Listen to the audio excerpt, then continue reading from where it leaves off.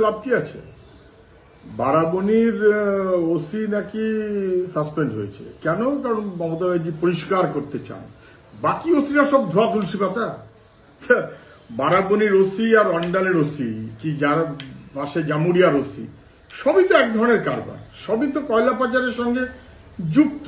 তো হঠাৎ কেউ ভালো কেউ মন্দ হয়ে গেল কি করে? আসলে তৃণমূলের আভ্যন্তরীণ রসায়নে কোথায় খেলছে, কতটা বেড়ে খেলছে তার উপর নির্ভর করেছে।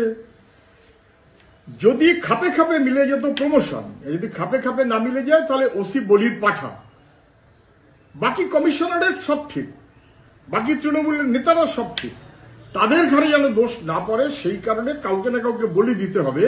আমি বলবো যে ওসিরা পারলে বুঝুক, অনেক দালালি তো হলো, তৃণমূলের অফিস চালানো তো হলো, বলির পাঠা হয়েছে।